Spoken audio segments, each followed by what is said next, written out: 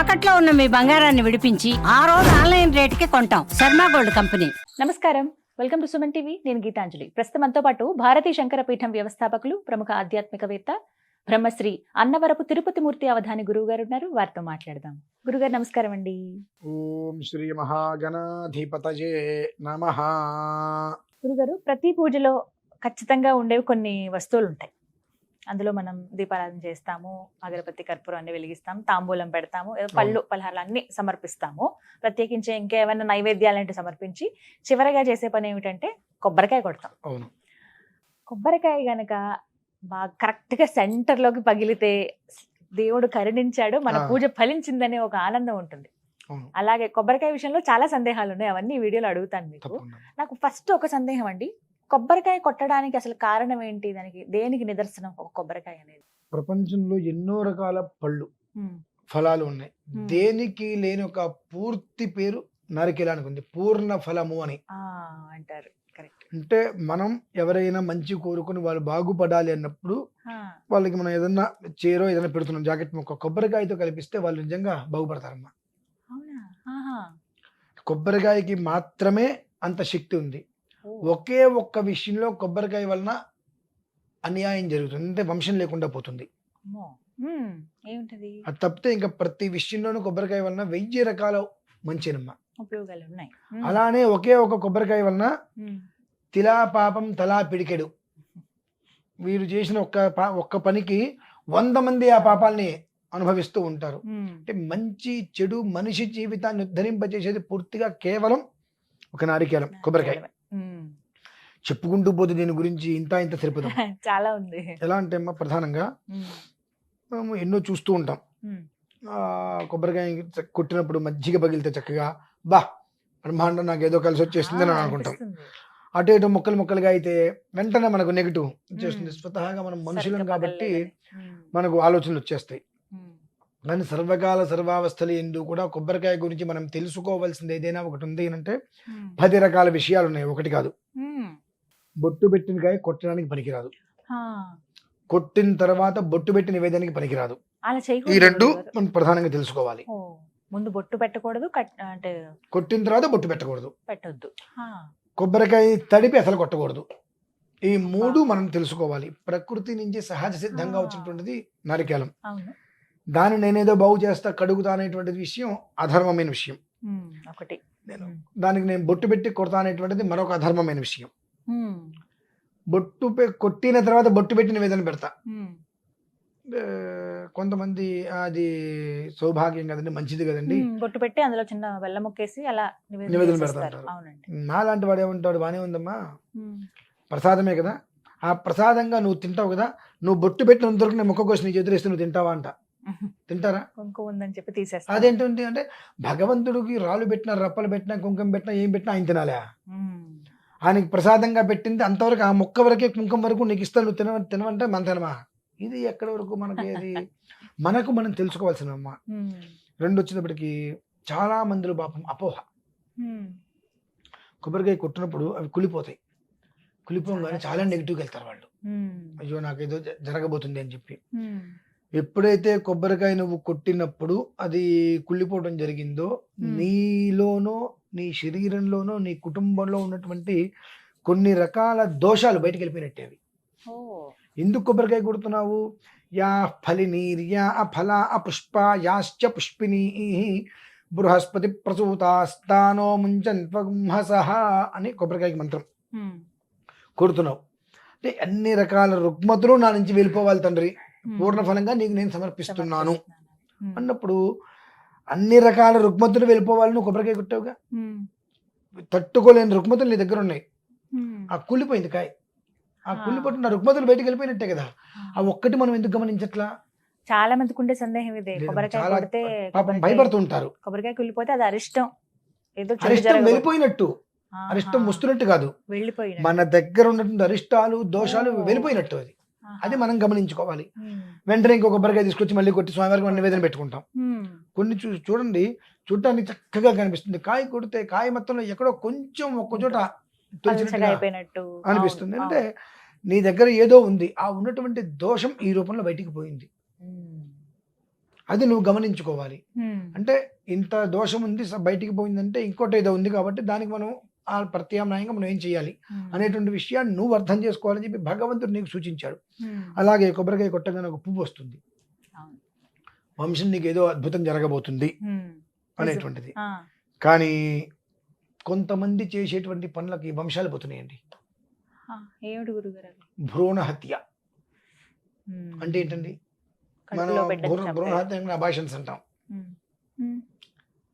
ఒక కొబ్బరికాయకి చుట్టూతో పీచు ఉంటుంది, ఆ పీచు మొత్తం తీసేస్తున్నప్పుడు ఒక్కొక్కసారి ఆ పువ్వు ఆ పీచు మధ్యలో మనకు కనిపించదు. అవును, మనకు కనిపించదు, మనం కొబ్బరికాయ కొట్టేస్తాం. దానివల్ల ఎలాంటి ప్రమాదము లేదు, పువ్వు వస్తుంది, అది మనకు యోగం. కానీ ఎప్పుడైతే కొబ్బరికాయ పక్కన నుంచి చిన్న చిన్న కొబ్బరికాయలు చెట్టు పెంచి పడుతూ ఉంటాయి, అలా ఇట్లా వస్తుంది కాయ మొక్క వస్తున్నట్టుగా, అది కనిపించిన తర్వాత మనం కొట్టకూడదమ్మా. పువ్వు ఉందని మనకి తెలిస్తే కొట్టకూడదు. కొబ్బరికాయలలో కూడా 2 రకాలు ఉంటాయి, మొగ ఆడ 2 ఉంటాయి అమ్మా. ఎట్లా గుర్తించాలి గురుగారు? మీరు 10 కాయలు పక్కన పెట్టండి ఈ మంచి సీజన్ లో, అందులో 4 ఇట్లకి 5 ఇట్లకి మీకు మొక్కలో పువ్వు వస్తుంది, మిగతా వాటికి పువ్వు రాదు. అది లెక్క ఉంటుంది ప్రధానికి, మన ఇష్టానుసారం కూడా మనం వ్యవహారం చేయడానికి వీల్లేదు. ఇప్పుడు మనం షాప్కి వెళ్ళి అక్కడ కొంటున్నామంటే అలా చూసి మనకు తెలియదు, కొనేస్తాం, మనం పీచు తీస్తుంటాం, కనిపించింది, ఇంత చిన్న ముక్కను కొని మనం పట్టించుకోవాల్సిన అవసరం లేదు. ఇంత వేరు వస్తుంది మామూలుగా, ఆ వేరు మనం పక్కన పెట్టేసేస్తే వారం రోజులకి వేరు పోతుంది, మనం కొట్టేసుకోవచ్చు, ఇబ్బంది లేదు. కానీ అది ఒక మొక్క వచ్చినట్టుగా ఆ 3వ కన్ను దగ్గర నుంచి ఇలా ఒక బొడిపిలాగా వచ్చేస్తుంది, ఇట్లా అలా కాస్త పైకి వచ్చి కనిపిస్తున్నప్పుడు మాత్రం దాన్ని మనం కొట్టకూడదమ్మా. దాన్ని కొడితే మన వంశం దెబ్బతింటుంది. ఆ కొబ్బరికాయని మనం మట్టిలో పెట్టి లోపలికి భూమిలో పెట్టేస్తే కొబ్బరి చెట్టు వచ్చి 100 కాయలకి అది అవకాశం ఇస్తుంది, జీవం పోస్తుంది. అంటే ఆ జీవం పోసేటువంటి దాన్ని మనం తీసేసినటువంటి భ్రూణ హత్య దాన్ని అంటారండి.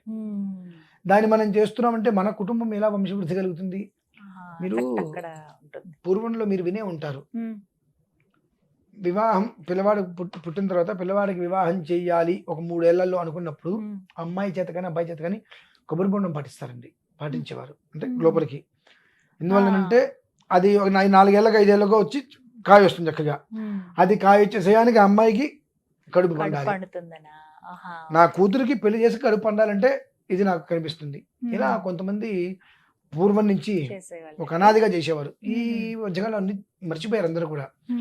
కాబట్టి కడుపుతో ఉన్న వాళ్ళు కూడా కొబ్బరికాయలు తొందరగా కొట్టరు. ఇవన్నీ ఎందుకంటే కొన్ని పూర్వం నుంచి వచ్చినాయి, ఆచారాలు కాదండి, వాస్తవాలు. పూర్ణ ఫలము అని అంటారు. అలాగే మన ఇంటికి ఎంత పేడ ఉంది అనేటువంటిది కొబ్బరికాయ చెప్పిస్తుంది. గుమ్మడికాయ కన్నా గొప్పగా చెప్తుంది. 2 కొబ్బరి బొండాలు తీసుకురండి, 2 కొబ్బరి బొండాలు తీసుకొచ్చి 2 పూజ చేయించండి. ఒకటి ఇంటి ముందు కట్టండి, ఒకటి గూట్లో పెట్టండి పక్కన. గూట్లో పెట్టిన కాయ ఒక 4 రోజులు ఇప్పటికి నార్మల్గా ఇంతగా ఎండిపోయి ఇలా అవుతుంది, దగ్గరకు వస్తుంది. గుమ్మం ముందు పెట్టిన కాయ మన ఇంట్లో దోషం ఉంటే దోషం మొత్తం తీసుకొని ఇట్లా కుచించుకుపోతుంది. అది కాగితాన్ని మనం రౌండ్ తిప్పుతాం, రౌండ్ తిప్పడానికి కాగితం మొత్తం ఇట్లా ముడిచేయడానికి తేడా ఉంటుంది. ఇంట్లో పెట్టిన కాయ ఏమో రౌండ్ తిప్పినట్టుగా దగ్గరకు వస్తుంది, ఆ పైన పెట్టిన కాయ ముడుచుకుపోయినట్టుగా 90 ఏళ్ళ శరీరం 90 ఏళ్ళ వృద్ధుల శరీరం ఎలా అయితే కనుక ముడతలు పడిపోయినట్టుగా వస్తుందో అలా మొత్తం కుచించుకుపోతుంది దగ్గరికి.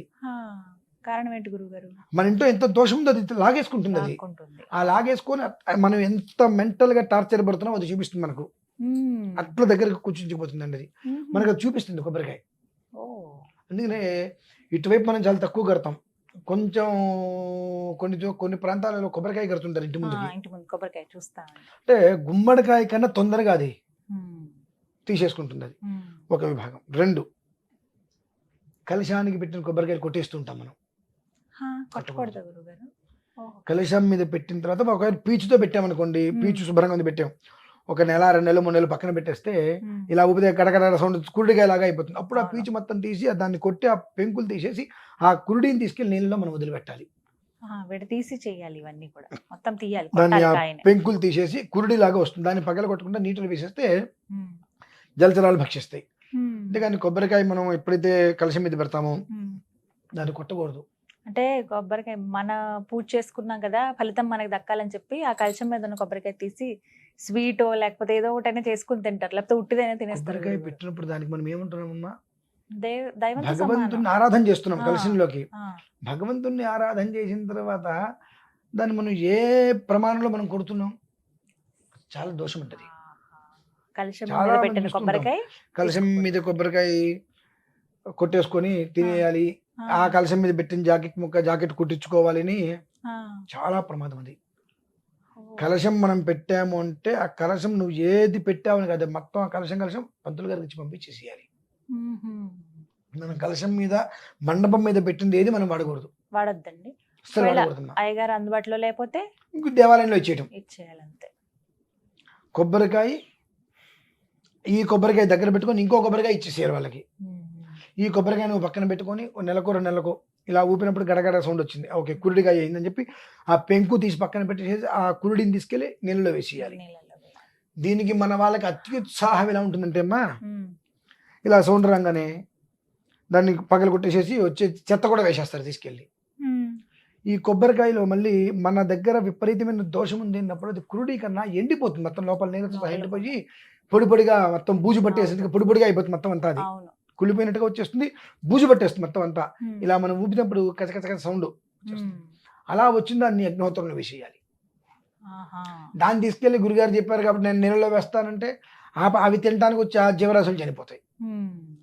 అగ్నిహోత్రంలో వేయాలి. ఒక కొబ్బరికాయ మనిషి నిట్ట నిలువు జీవితాన్ని తేల్చేస్తుందమ్మా. శాసిస్తుంది అంతే. ఒకే ఒక కొబ్బరికాయ. అందుకనే ఏ ఫలము లేకపోయినా పూర్ణ ఫలాన్ని దానంగా ఇవ్వండి. మ్మ్. పెళ్ళప్పుడు చూస్తున్నారుగా కొబ్బరికాయ పెట్టే మనం, అవును. ఎందుకండి ఏ గుమ్మడికాయలు లేవా, పుచ్చకాయలు లేవా, లేదు, కొబ్బరి పంపర బొండమే పనసకాయలు లేవా, పెడతారు. చాలా ఉన్నాయి కదా.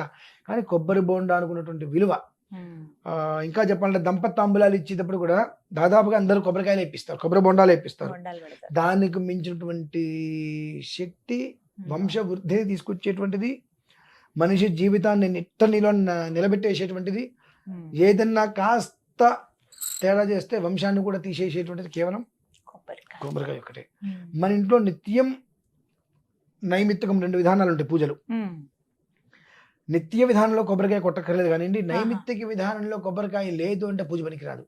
అంటే ఏవి గురువు గారు వ్రతాలు అవి చేసినప్పుడు వ్రతాలనే కాదు, ఇవాళ పౌర్ణమి, ఇవాళ ఇంట్లో చిన్న హోమం చేద్దాం అనుకుంటాం, గణపతి పూజ కొబ్బరికాయ కొట్టాల్సిందే. కొబ్బరికాయ కొట్టకుండా నీకు పూజ. ప్రతి శుక్రవారం రోజు నాడు శుక్రవారం చాలా షాపుల్లో శుక్రవారం పూజలు జరుగుతాయి, కొబ్బరికాయ లేదా పూజ పనికిరాదు. అది నైమిత్తికంగా జరిగేటువంటిది. అంటే వారానికి ఒకసారి ఒక పూజ చేద్దాం అనుకున్నప్పుడు దాని కొబ్బరికాయ లేదా అది పనికిరాదు. 2, దీంట్లో దోష పాపాలు చెప్పంటారండి.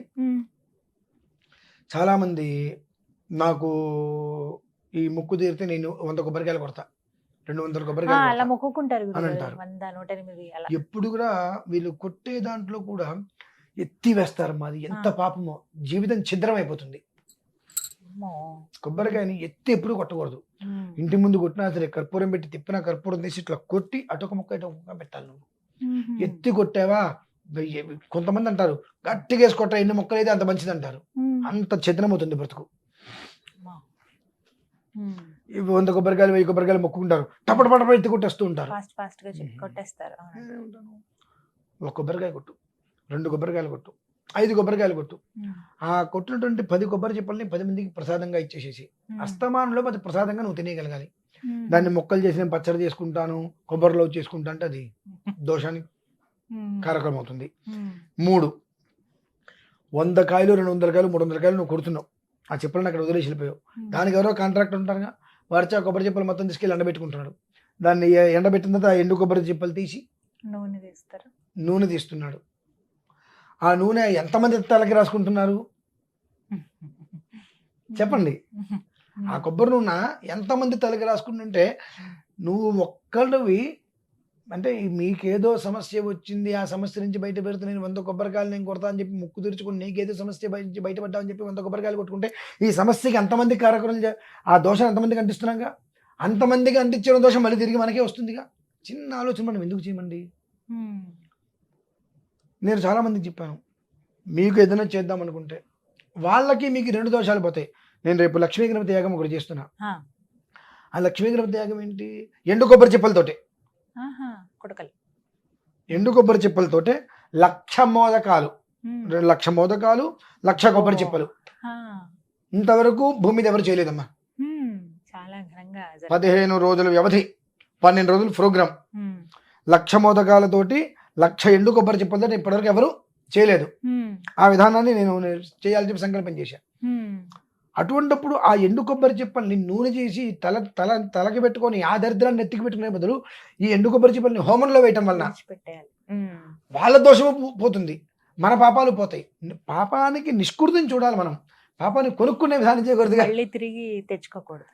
ఇవన్నీ చేస్తూ ఉంటారు. నేను వ్రతానికి తొందరగా ఎవరికి వెళ్ళమ్మా. ఎందువల్లనంటే తెలిసి నేను పాపం చేస్తానని బాధ నాకు. ఉమ్, చెప్తాను, నేను వ్రతం చేయించడానికి రావాలి అని అంటే ఒక 4 గంటలు మీరు టైం తీసుకోండి అంట. ఉమ్, గంటల్లో అరగంటలో అవ్వదు.